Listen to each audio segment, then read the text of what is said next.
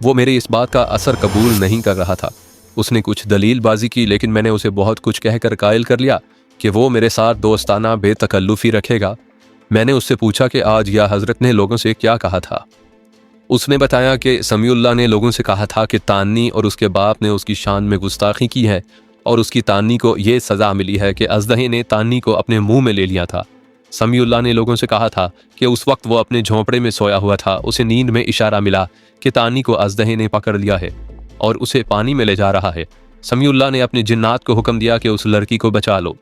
जिन्नात ने उस आदमी को यानी मुझे वहां हाजिर कर दिया और मैंने जिन्नात की रहनुमाई में वहां पहुंचकर अजदहे को गोली मारी और तानी को बचा लिया। समीउल्लाह लोगों को ये बावर करवा रहा था कि तानी को उसकी गुस्ताखी की सज़ा मिली है और मैं उसके यानी समीउल्लाह के इशारे पर वहां जा पहुंचा था। वांग ने मुझे बताया कि फिर समीउल्लाह ने लोगों को बताया कि तानी के बाप ने और खुद तानी ने उसका हुक्म ना माना तो उन पर ऐसी आफत आ गिरेगी कि तुम सब लोग कांप जाओगे और कई दिनों तक तुम पर खौफतारी रहेगा। वांग ने बताया कि उसके बाद समीउल्लाह ने तानी के बाप को अपने पास बुलाया और उसे कहा कि वो 7 दिनों के बाद अपनी बेटी को उसके साथ ब्याह दे। अगर उसने अब भी हुक्म अदूली की तो उसकी गर्दन काट दी जाएगी। तानी के बाप को धक्का देकर चबूतरे से गिरा दिया गया था और तानी ने चीखना चिल्लाना शुरू कर दिया था। वांग ने मुझे बताया कि वो कह रही थी कि वो या हज़रत के साथ शादी नहीं करेगी और या हज़रत चाहे उसके बाप को और उसकी माँ को और उसके छोटे भाई को भी कत्ल कर दे। मैंने वांग से उन दोनों लड़कियों के बारे में पूछा जो समीउल्लाह के साथ थीं। वांग ने बताया कि उन 2 लड़कियों को वो हमेशा अपने पास रखता है और दोनों लड़कियां उसकी दाश्ता हैं। मुझे सही बात बताओ वांग, मैंने उससे पूछा, क्या तुम्हें या हज़रत की ये बातें और ये धमकियां अच्छी लगती हैं? वांग चुप रहा। मैंने उससे फिर पूछा तो अजीब सी कैफियत में इधर उधर देखने लगा। मैंने महसूस किया कि उसे ये बातें अच्छी नहीं लगती और ये तो मैं जानता ही था कि वांग भी समीउल्लाह के मुखालिफिन में से था। मुझसे डरो मत वांग, मैंने कहा, मैं या हज़रत जैसा जालिम नहीं हूँ। जालिम के लफ्ज़ पर वांग चौंका और उसने हैरत ज़दगी के आलम में मेरी तरफ देखा। वो कुछ कहने ही लगा था कि तानी मेरे झोंपड़े में दाखिल हुई। वो लंगड़ा कर चल रही थी। वांग उसे देखकर परेशान हो गया और उठकर उसे दरवाजे में ही रोक लिया। उसने तानी के साथ कुछ बातें की।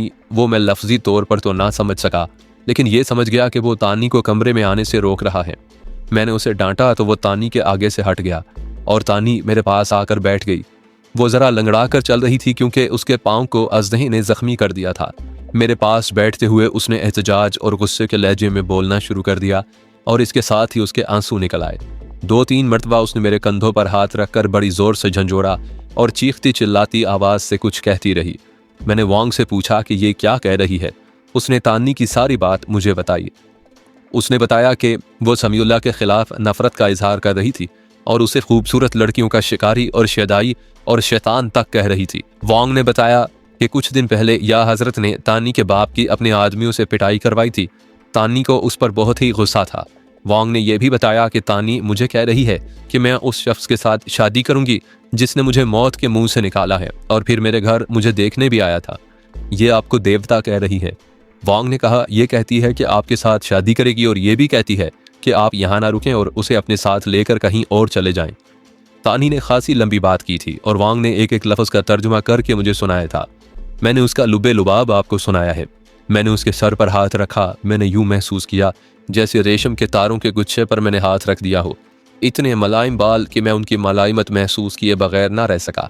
वो थी तो बहुत ही खूबसूरत, लेकिन उसकी असल खूबसूरती ये थी कि उसके चेहरे पर बचपने की झलक अभी तक मौजूद थी। और फिर उसके जिस वस्फ ने मुझे मुतासिर किया वो ये था कि वो किरदार और इखलाक की इतनी पक्की थी कि समीउल्लाह को कबूल नहीं कर रही थी।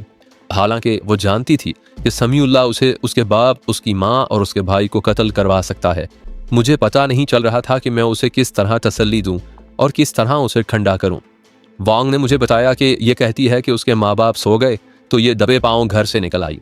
ये तो सब जानते थे कि रात के इस वक्त समीउल्लाह का कोई ख़तरा नहीं होता क्योंकि वो शराब और बदकारी में मगन होता है। मैंने वांग से कहा कि उसे मेरी तरफ से तसल्ली दो और इसे कहो कि मैं उसे या हज़रत से बचाने की पूरी कोशिश करूँगा। वांग ने उसके साथ बड़ी लंबी बात की जिससे उसके चेहरे का खिंचाव कम हो गया। उसने मेरे चेहरे की तरफ देखा और कुछ देर तक देखती रही। फिर उसने मेरा दायां हाथ अपने दोनों हाथों में ले लिया। उस हाथ को उसने चूमा, फिर 2 आंखों से लगाया और मेरा हाथ वापस मेरे जानू पर बड़े एहतराम से रखा। वो उठी और मेरे झोंपड़े से निकल गई। वो तो चली गई लेकिन मुझे ख्यालों और सोचों के कांटों में फेंक गई। कभी तो मेरे सामने समीउल्लाह आता जिसका मैं मुअत्तक़िद हो गया था, और थोड़ी ही देर के बाद यही समीउल्लाह मेरी आंखों के आगे एक फ़िरौन की हैसियत से आता, और मैं ये सोचने लगता कि मैं उस शख्स का क्या बिगाड़ सकता हूँ। मैं अकेला था और मैंने देख लिया था कि 700-800 नफूस की बस्ती में वो किस तरह गालिब आया हुआ था। वो यूं भी कर सकता था कि बस्ती वालों को हुक्म देता कि इस शख्स को मार डालो, तो बस्ती वाले मुझ पर टूट पड़ते और मेरे जिस्म की बोटी बोटी बिखर जाती। मैंने वांग से उसकी सही राय मालूम करने की बहुत कोशिश की, लेकिन वो डर रहा था और कोई बात नहीं करता था। मैंने बहुत हद तक बहुत सी बातें करके उसे अपने साथ बेतकल्लुफ़ तो कर लिया, लेकिन जहाँ समीउल्लाह का जिक्र आ जाता वो अपने होंठ सी लेता था। शायद रात आधी गुजर गई थी जब वो उठा और चला गया। बातें बड़ी लंबी हैं, अगर मैं एक एक बात सुनाने लगूं तो मेरी कहानी कभी भी ख़त्म ना हो। मैं आपको बोरियत से बचाने की कोशिश कर रहा हूं, लेकिन यह भी सोचता हूं कि ये एक बड़ा वाक़या सुना दिया और इसकी तफसीलात और इसका पसे मंजर ना सुनाया तो आप कहेंगे कि ये सच नहीं हो सकता, ये तो मन घड़त बात है। जब तक जवाज़ और वजूहात और दाएं बाएं की बातें ना सुनाई जाएं, किसी हैरत अंगेज़ वाक़े पर यकीन नहीं आता। लेकिन मैं दरख्वास्त करूँगा कि मुझे और अपने आप को तवालत से बचाएं और मोटे मोटे वाक़यात सुने। 4-5 दिन गुजर गए। इन दिनों में मेरी मुलाकातें समीउल्लाह से होती रहीं। वो मुझ पर यह तासुर पैदा करता रहा कि उस बस्ती के लोग हमारे ग़ुलाम हैं और उनकी बेटियां हमारी बेनिकाही बीवियां हैं, और हद ये कि उनकी जानें हमारी मुट्ठी में हैं। वो मेरी ट्रेनिंग कर रहा था कि मैं उन लोगों के साथ किस तरह का रवैया इख्तियार करूं। इन 4-5 दिनों में मैंने वांग को अपने साथ पूरी तरह बेतकल्लुफ़ कर लिया और उसने मेरी दोस्ती को कबूल कर लिया। एक रात वो हस्बे मामूल मेरे पास आया। उसके हाथ में टीन का एक डब्बा था, जिसे मैं टीन की कुप्पी कहूँगा। वो आकर बैठा तो एक गिलास उठाकर उस कुप्पी में से पानी सा गिलास में डाला और तकरीबन 1/4 गिलास भर दिया। फिर उसमें पानी डाला और उसने एक प्याला उठाकर उसमें कुप्पी से पानी डाला और उसे दूसरे पानी से भर दिया। गिलास मुझे देकर कहने लगा कि ये पी लें, और उसने प्याला अपने मुंह से लगा लिया। मैंने पानी पिया तो ये ज़रा तुर्श सा था, लेकिन तुर्शी मुझे अच्छी लगी। गिलास में से बू सी भी उठ रही थी। मैंने आधे से ज़्यादा गिलास पी लिया और मेरी बेवकूफ़ी मुलाहिज़ा फरमाए कि मैंने ये भी ना पूछा कि ये क्या है। मैं देख रहा था कि वो खुद भी यही चीज़ पी रहा था। मैं उसे इस इलाके की कोई बहुत बड़ी अच्छी या सौगात चीज़ समझ कर पी गया। मैंने गिलास खाली करके रखा तो उसने कुप्पी में से उतना ही पानी उसमें डालकर दूसरा पीने वाला पानी भी उसमें डाल दिया। मैं अब ये पानी आहिस्ता आहिस्ता पीने लगा और वांग दूसरा प्याला भरकर ज़रा तेज़ी से पी गया। मैंने कुछ सरूर सा महसूस किया तो मुझे ख्याल आया कि इस शख्स ने मुझे शराब ही तो नहीं पिला दी। मैंने उससे पूछा कि वो मुझे क्या पिला रहा है। आप क्या कह रहे हैं? उसने कहा, आप शायद अपने इलाके की बड़ी अच्छी किस्म की शराब पीते होंगे, इसलिए आपको ये शराब इतनी घटिया लग रही है कि आपको ये भी पता नहीं चल रहा कि ये शराब है। ये मैं उस कस्बे से लाया करता हूँ। शराब के नाम पर मैं बेदक उठा, लेकिन सरूर इतना आ रहा था कि मैंने इतना ज़्यादा महसूस ना किया जितना करना चाहिए था। मैं तो शराब की बू तक से नावाकिफ़ था। मैं इतनी ज़्यादा पी गया था कि मुझ पर नशा और अजीब सा खुमार तारी होता जा रहा था। मैं महसूस कर रहा था कि अगर इस दुनिया में कोई इतना मसरूर और खुशकिस्मत इंसान है तो वो मैं हूँ। वांग पिए चला जा रहा था और उस पर भी नशा तारी हो गया था। शराब पीने का मुझे अफसोस था या नहीं, इस मसले को अलग रखें। मैं आपको ये बता रहा हूँ कि उस नशे ने एक फ़ायदा ये दिया कि मेरा बोलने का अंदाज़ बदल गया और वांग भी नशे में आकर बोलने लगा और उसके मुंह से वो बातें निकलने लगीं जो मैं निकलवाना चाहता था। हम दोनों का अंदाज़ ऐसा हो गया था जैसे हमारी बचपन की दोस्ती है और हम लंगोटिया यार हैं। हमने हंस हंस कर बातें करनी शुरू कर दी। वांग ने जो इंकशाफात किए वो ये थे कि वो 4-5 ही आदमी नहीं जो समीउल्लाह के ख़िलाफ़ भागी थे, बल्कि उनकी तादाद 10-12 थी। समीउल्लाह के साथ तलवारों और काले रुमालों वाले जो आदमी थे वो बर्मा के मशहूर डाकू और पेशावर कातिल थे और हर कोई उनसे डरता था।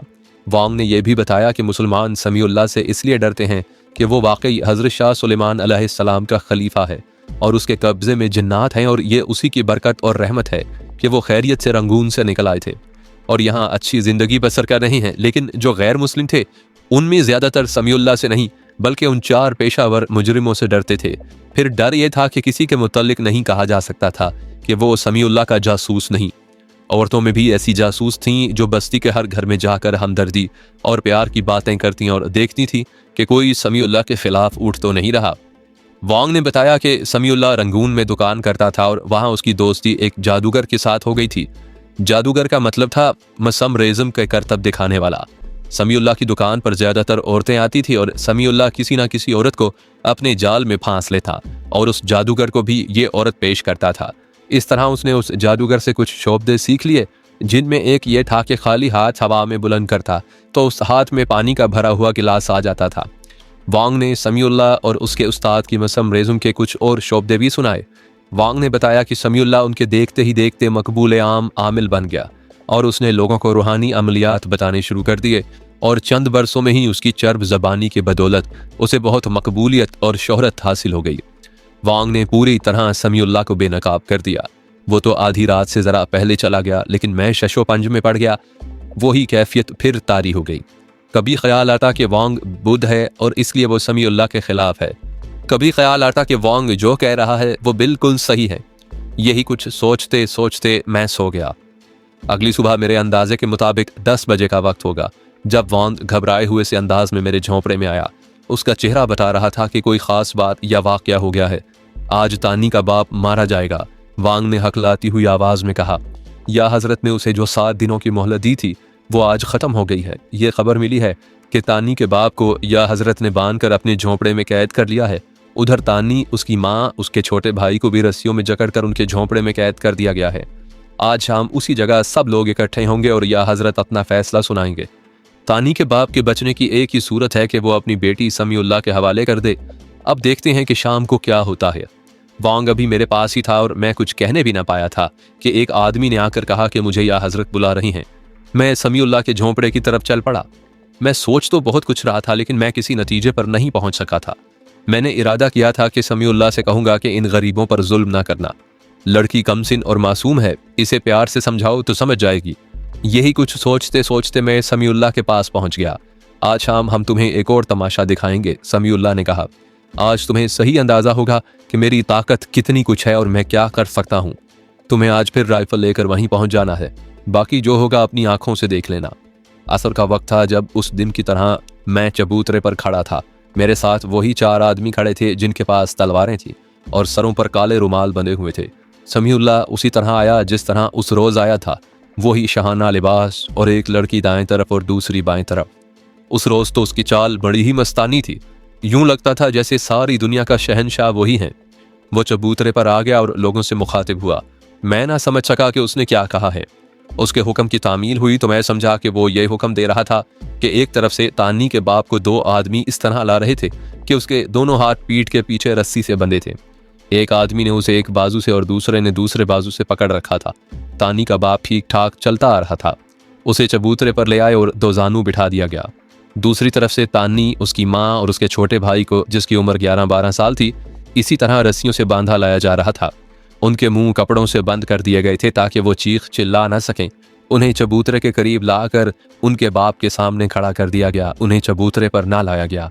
मालूम नहीं मुझे किसी ने कहा था या शायद मैं खुद ही वहां से उल्टे कदम चला और चबूतरे के एक कोने पर जा रुका। समीउल्लाह ने एक और ऐलान किया। काले रुमाल वाले एक आदमी ने तलवार निकाली और तानी के बाप के दाएं पहलू के करीब खड़ा हो गया। उसके दूसरे साथी ने आगे होकर तानी के बाप के सर पर अपने दोनों हाथ रखे और उसे और ज्यादा झुका दिया। मैं समझ गया कि उसका सर उसके तन से जुदा कर दिया जाएगा। काले रुमालों वाले दूसरे 2 आदमी तानी के बाप के पीछे खड़े हो गए। उस वक्त मैंने तानी, उसकी माँ और उसके मासूम भाई की तरफ देखा। उनके मुंह बंद थे इसलिए आवाज नहीं निकलती थी, लेकिन उनकी आंखों में आंसू थे और वो खड़े तड़प रहे थे। जिसने तलवार निकाली थी उसने तलवार पकड़कर दोनों हाथों में बुलंद की। 1 या 2 सेकंड के बाद तानी के बाप का सर तन से अलग हो जाना था। मैंने तानी और उसके छोटे भाई को तड़पता देखा। काले रुमाल वाले जल्लाद ने बाजू ऊपर करके और पीछे किए ताकि एक ही वार से गर्दन कट जाए। मैंने आंखें बंद कर लीं।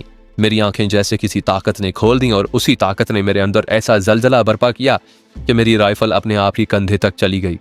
मैंने तलवार वाले की तरफ नाली करके ट्रिगर दबा दिया। धमाका हुआ और उसकी हवा में उठी हुई तलवार वहीं से गिरी और वो भी गिर पड़ा।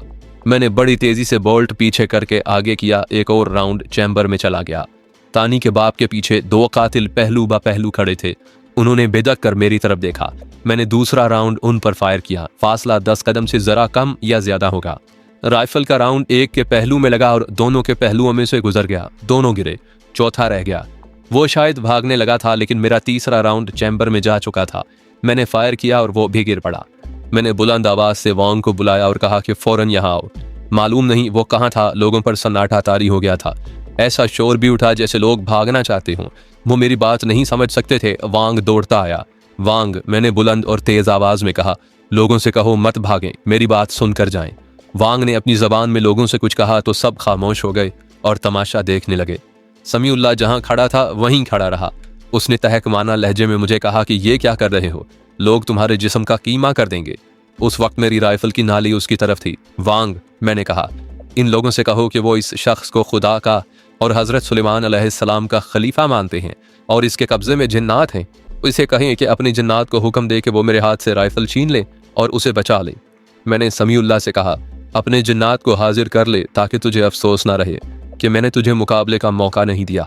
ये क्या हमाकत कर रहे हो? समीउल्लाह ने मुझे कहा, फेंको इस राइफल को और मेरे साथ आओ। उधर वांग अपनी जबान में लोगों को बता रहा था कि मैंने क्या कहा है। लोगों पर तो मौत की खामोशी तारी हो चुकी थी। समीउल्लाह मुझसे 10-12 कदम दूर खड़ा था। मैंने उसके सर का निशाना लेकर गोली चला दी। समीउल्लाह पांव पर खड़ा रहा, लेकिन सिर्फ 4 या 5 सेकंड के लिए। पहले उसके घुटने जमीन पर लगे, फिर वो एक तरफ लुढ़क गया। मैंने वांग से कहा कि तानी, उसकी माँ और उसके भाई के हाथ खोल दो। इधर मैंने खुद आगे होकर तानी के बाप के हाथ खोल दिए। जो 2 लड़कियां समीउल्लाह के साथ आई थी वो भाग गई थी। मैंने वांग से कहा कि लोगों से कहो कि ये लाशें उठाकर दरिया में फेंक आएं। मैं आज तक नहीं समझ सका कि वो क्या ताकत थी या क्या जज्बा था जो अचानक मेरी जात से उठा और 5 आदमी एक ही बार मेरे हाथों मारे गए। मैं अपने आप को हीरो या बहादुर नहीं समझता। वहां कोई कानून तो था ही नहीं। जिसके हाथ में लाठी आ गई, भैंस उसी की हो गई। समीउल्लाह के हाथ में 4 डाकू और कातिल थे, लिहाजा वो बादशाह था। मेरे पास राइफल थी। मैंने समीउल्लाह का तख्ता ही उलटकर उसे, उसके और उसके मुहाफिजों को उनके खून में डबो दिया।